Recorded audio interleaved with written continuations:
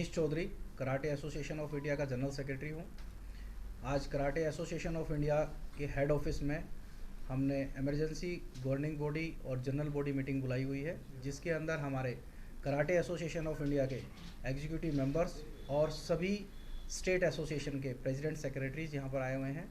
आज के इस प्रोग्राम में 20 स्टेट्स ने पार्टिसिपेट किया है और हमारा जो मेन एजेंडा था यहाँ पर वो हमारी जो आज तक की प्रोग्रेस है नेशनल फेडरेशन की, उस रिपोर्ट को सबको देना था। इसके साथ साथ हमारी नेशनल चैम्पियनशिप होनी है अभी, उसके रिलेटेड हमारी बातचीत करनी थी, उसके लिए डिस्कस करना था। और अभी कुछ लोगों को हमने कराटे एसोसिएशन ऑफ इंडिया से टर्मिनेट किया है एंटी फेडरेशन एक्टिविटी के तहत। उन लोगों ने मिसअंडरस्टैंडिंग पैदा करने के लिए कुछ वीडियो बनाई है, उसके बारे में भी हमें डिस्कस करना था। और फ्यूचर प्लानिंग्स के लिए ये हमारी जो आज की मीटिंग है। बताएं। देखिए जी, हमारी सबसे पहले तो जो कराटे एसोसिएशन ऑफ इंडिया है वही एक नेशनल फेडरेशन है जो कराटे स्पोर्ट्स को डेवलप करती है। और 2013 to till today only and only this is the national federation. हम 2 बार एशियन गेम्स का जो सिलेक्शन हुआ है या टीम गई है खेलने के लिए, वो कराटे एसोसिएशन ऑफ इंडिया के थ्रू गई है। नेशनल गेम्स में भी कराटे एसोसिएशन ऑफ इंडिया के थ्रू ही टीम गई है पार्टिसिपेट करने के लिए। हमने इंडिया में साउथ एशियन चैम्पियनशिप कराई है, कॉमनवेल्थ चैम्पियनशिप कराई है, और जितने भी नेशनल हमारे इवेंट्स होते हैं लाइक स्कूल गेम्स होता है, यूनिवर्सिटी गेम्स होता है, अभी पीछे खेलो इंडिया यूनिवर्सिटी गेम्स था, वो सब कराटे एसोसिएशन ऑफ इंडिया के रेफरीज़ ने उसको अच्छे तरीके से सक्सेस किया है। तो ये हमारी बहुत बड़ी अचीवमेंट है। अभी लास्ट टाइम अभी पुलिस गेम्स हुए थे जो कि दिल्ली में ही हुए हैं, और एकदम वेरी रिसेंट जो अभी यूनिवर्सिटी गेम्स थे, ऑल इंडिया यूनिवर्सिटी गेम्स, वो भी हमने अभी जस्ट कंप्लीट किए हैं, जो कि ग्रैंड सक्सेस रहे। कौन से नेशनल गेम होने वाले हैं उसके बारे में? हर साल कराटे के नेशनल गेम्स होते हैं, तो पीछे कुछ डिस्प्यूट रहे हैं फेडरेशन में। जो हमारी जो ये ऑर्गेनाइजिंग गवर्निंग बॉडी जो अभी बैठी है, इस गवर्निंग बॉडी से पहले जो इसमें ऑफिस बीरर थे उनके बीच में कुछ डिस्प्यूट थे, और वो इलेक्शन को लेकर कुछ प्रॉब्लम थी। तो जैसे ही इलेक्शन हुए, उस इलेक्शन की रिपोर्ट मिनिस्ट्री में इंडियन ओलंपिक में जमा की गई, तो उन्होंने उसको एक्सेप्ट नहीं किया क्योंकि वो स्पोर्ट्स कोड के अकॉर्डिंग इलेक्शन नहीं था। तो उन्होंने हमें एक लेटर दिया कि आप स्पोर्ट्स कोड के अकॉर्डिंग इलेक्शन कीजिए और वो जमा कीजिए, तो हम आपकी जो रिकग्नाइजेशन है, एफिलिएशन है, उसको रिन्यूअल कर देंगे। क्योंकि बिना सरकार के हम कुछ भी नहीं कर सकते हैं, सरकार के सपोर्ट से ही हमेशा खेल डेवलप होता है। तो उनकी ये शर्त थी कि स्पोर्ट्स कोड के अनुसार इलेक्शन किया जाए। तो हमने 22 अक्टूबर 2020 में गुवाहाटी असम में इलेक्शन किया, और गुवाहाटी हाई कोर्ट के रिटायर्ड जज उनकी देखरेख में पूरा ये इलेक्शन हुआ है, उन्हीं के सिग्नेचर से पूरा डिक्लेयर किया गया है। तो वो इलेक्शन के बाद हमने उसकी रिपोर्ट इंडियन ओलंपिक में और स्पोर्ट्स मिनिस्ट्री में उसको जमा कर दिया है। लेकिन जमा करने के बाद भी उसके अंदर अभी तक हमारा एक रिन्यूअल लेटर होता है जो अभी तक रिन्यू नहीं हुआ, जिसके लिए हम कंटिन्यू लगे हुए हैं।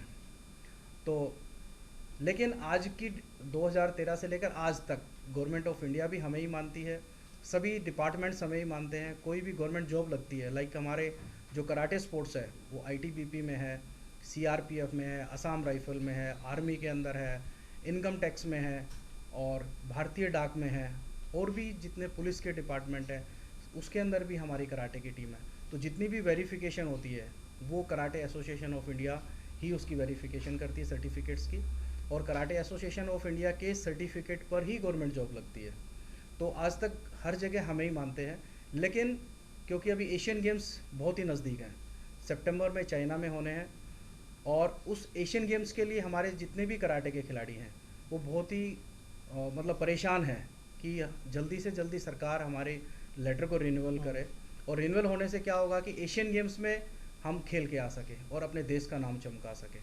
तो उसी के लिए अभी कुछ लोगों ने क्या किया, कराटे एसोसिएशन ऑफ इंडिया के अंदर जो थे उन्होंने कुछ एंटी फेडरेशन एक्टिविटी की है, जिसके हमारी एजीएम हुई थी। हमारी जो एजीएम थी वो अभी कुछ दिनों पहले ही हुई है, ज़्यादा दिन नहीं हुए हैं। 6 दिसंबर 2022 6 दिसंबर 2022 को दिल्ली में एजीएम थी हमारी। उसमें ये डिसाइड किया गया कि इन लोगों को टर्मिनेट कर दिया जाए जो कि एंटी फेडरेशन एक्टिविटी करते हैं, जिसके अंदर हसरत अली खान, नागेश्वर राव, उनको हमने सस्पेंड किया।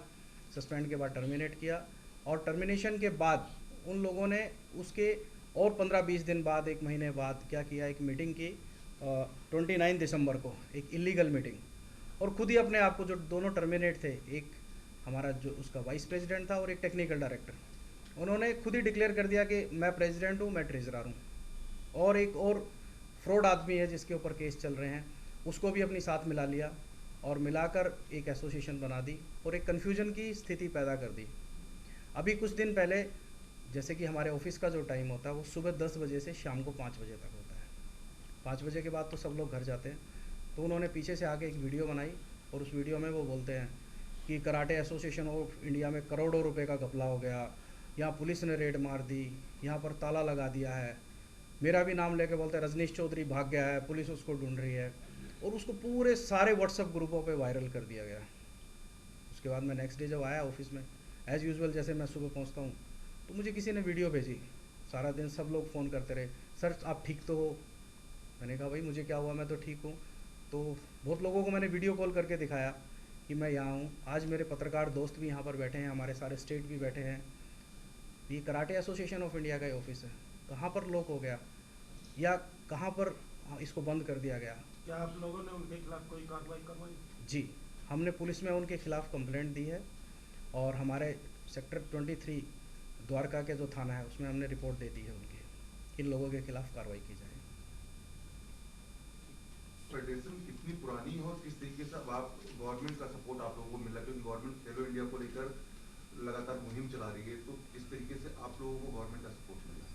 देखिए जी, हमारी जो कराटे एसोसिएशन, हमारी जो कराटे की एसोसिएशंस हैं वो तो काफ़ी पहले से चल रही है, लेकिन जो कराटे एसोसिएशन ऑफ इंडिया है वो 2013 से अभी तक कंटिन्यू चल रही है।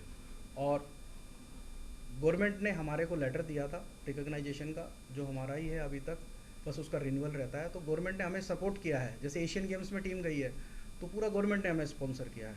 स्कूल गेम्स होते हैं तो स्कूल गेम्स में पूरे बच्चों को फ्री ऑफ कॉस्ट खिलाया जाता है। यूनिवर्सिटी गेम्स होते हैं या खेलो इंडिया यूनिवर्सिटी गेम्स थे, तो पूरा जो खर्चा था वो गवर्नमेंट के द्वारा किया गया।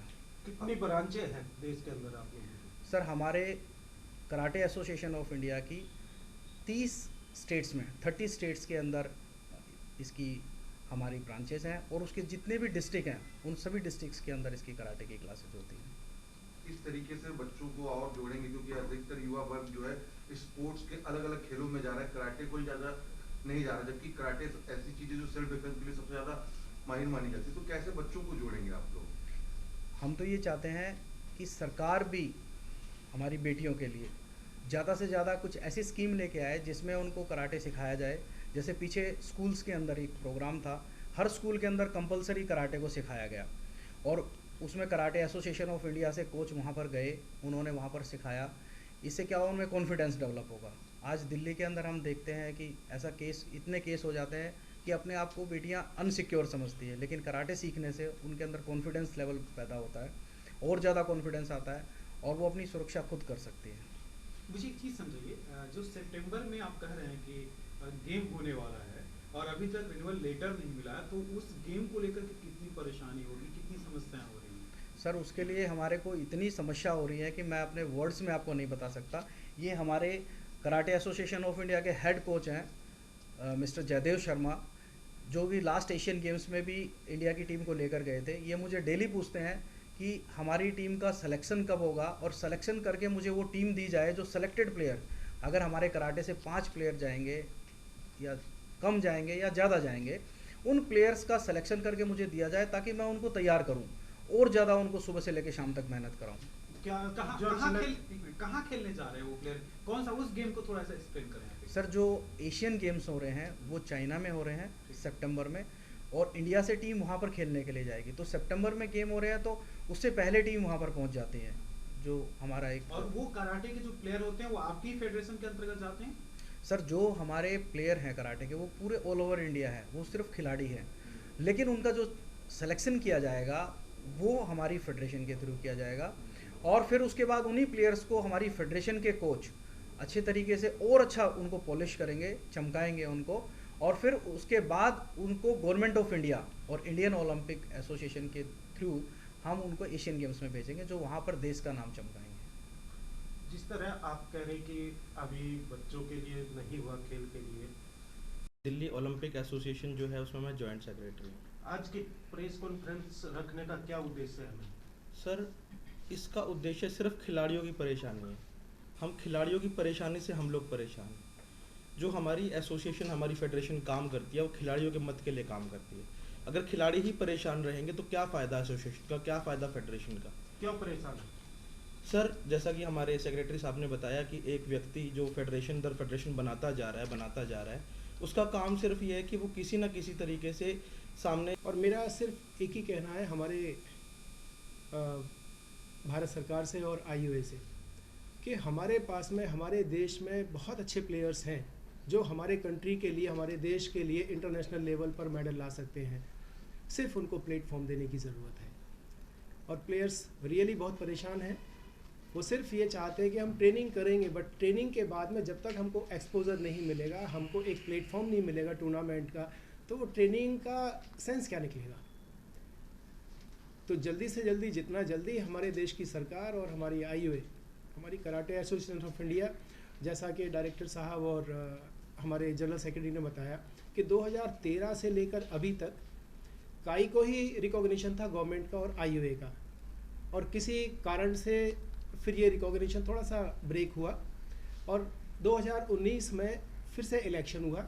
और उस इलेक्शन के बाद में मैं आपको एक बार फिर से क्लियर कर दूं कि गवर्नमेंट ऑफ इंडिया ने ये लेटर में क्लियर लिखा हुआ है कि यू में conduct a Frank selection with the national sports code. तो उनकी इस समझाइश पर फिर से 2020 में गुवाहाटी में इलेक्शन हुआ और वो सारी रिपोर्ट्स जो है वो जैसा जीएस साहब ने बताया कि हम सबमिट कर चुके हैं। तो हमारा गवर्नमेंट से बस यही बिल्कुल विनम्र निवेदन है कि जल्दी से जल्दी हमारे इस मैटर को सॉल्व करे और हमारे प्लेयर्स को इंटरनेशनल लेवल पर जाने में थोड़ा सा सहयोग करे, जिससे वो मेडल लाकर हमारे देश का मान सम्मान और गौरव बढ़ा सकें। 2013 से अब तक कितने बच्चे मेडल लेके आए आपके इसमें? सर, इंटरनेशनल लेवल पर बहुत सारे मेडल लेकर आए हैं हम। मैं 2005 से नेशनल कराटे टीम का कोच हूँ और सेफ चैम्पियनशिप हम मानेंगे, south Asian karate federation championship या कॉमनवेल्थ कराटे चैम्पियनशिप या एशियन कराटे चैम्पियनशिप, यहाँ तक इस लेवल तक हमारे प्लेयर्स मेडल ला चुके हैं और कंटिन्यू है। ये ऐसा नहीं कि एक मेडल है, हम बराबर मेडल ला रहे हैं। और इसीलिए हमको ये पूरी उम्मीद है, अपने खिलाड़ियों पर भी विश्वास है कि अगर हमको जल्दी ही टीम सेलेक्ट करके दे दी जाती है, चुनिंदा खिलाड़ी हमें दे दिए जाते हैं, तो हम उनको नेशनल लेवल पर और इंटरनेशनल लेवल पर उनके ट्रेनिंग सेमिनार्स और ट्रेनिंग प्रोग्राम बनाकर हम ट्रेनिंग करवाएंगे, जिससे हमारे मेडल की पॉसिबिलिटी बढ़ेगी।